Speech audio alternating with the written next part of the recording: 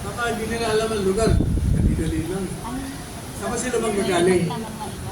Paranaque. Saan? Mayon lang. Baka naman nandiyan na sila nagkakapit. Hindi ko alam. Sir, pwede ba magtanong na iba? Na Of issue? course. Oy, sabihin mo nga pala kay Luchi. Hindi TV5 ka. Di ba yung boss niya si Luchi? Siya ang pinaka eh. O, yun. Sabihin mo, Luchi, ikaw na role model ng lahat ng mga networks. Wala kang bias. Sabihin mo sa kanya. Attorney, malalim at malawak na po ang karanasan po ninyo. By the way, Cassie Cruz po, may show po kami sa DZXL every Sunday. Ang ating katipunan sa DZXL po, ang ating katipunan yung show namin with Professor Butch Valdez. Namatay na siya, anak na po yung kapalit niya. Ako po yung nag-host doon. And of course, tuklasinnatin.net.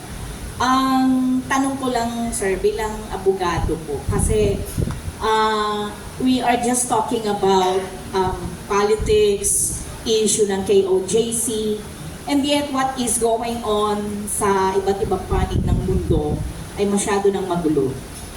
And tayo po sa atin, in terms of issues din sa West Philippine Sea, gusto ko lang pong makuha ang inyong views or opinion tungkol po dun sa nangyayari po dito sa West Philippine Sea at yung ginagawa po ng between Philippines and China in relationship po. And another is sa issue naman po ng sinasabi ko nga po, possible po na magkaroon ng gulo. And yet, mukhang ang bansa natin ay nakaasa lang sa importation. So ang fear lang po ng maraming Pilipino ay baka po mamaya pag nagkaroon po ng gulo, magugutom po ng tuluyan ang sambayan ng Pilipino. Yun ako sa West Philippine Sea. Naging posisyon ko doon, mulat sa poll. Dapat ang presidente natin, ang presidente ng China ay mag-usap. Silang dalawa at yun lang ang topic nila. Kasi pag nag-uusap kasi yung dalawang presidente, ang daming topic eh. Parang isa lang yung sa mga pinag-uusapan. So hindi natatalakay ng gusto. Sabi ko noon bago pa nagkaroon ng mga pagbabanggaan dyan, ano pang ginawa nila, yung tubig, pati yung pagbubulag. Sabi ko, yung mga China, hindi yung masisisi na yan ang ginagawa nila. Bakit? Eh para sa kanila yun eh. Tayo, hindi tayo rin masisisi kasi para sa atin, atin yun. Kaya talagang magbababag yung dalawang yan. Magbababag yan, hindi yan walang uurong dyan sa kanila.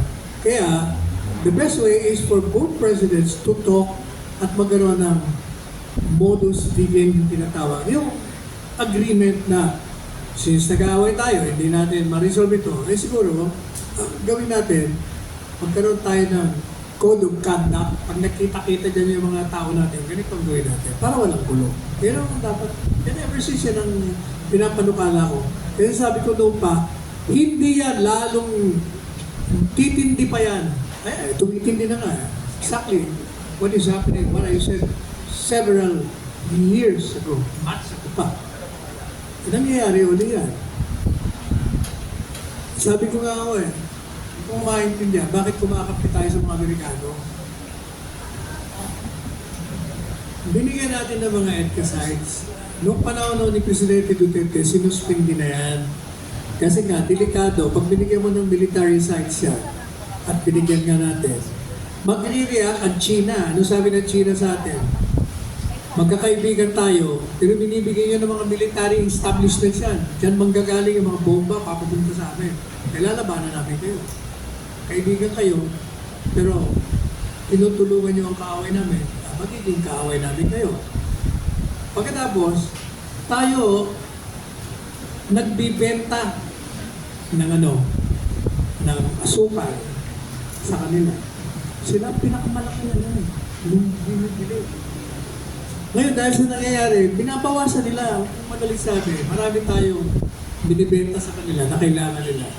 Pero dahil sa ginagawa natin, binabawasan nila hanggang darating ang araw, ito na yan eh. Eh, kaibigan natin to, kapitbahay natin, hindi lang yan. O, sige, tanungin niyo yung mga, tingnan niyo yung kasaysayan natin.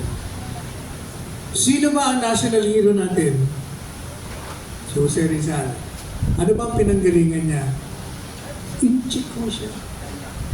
Chinese.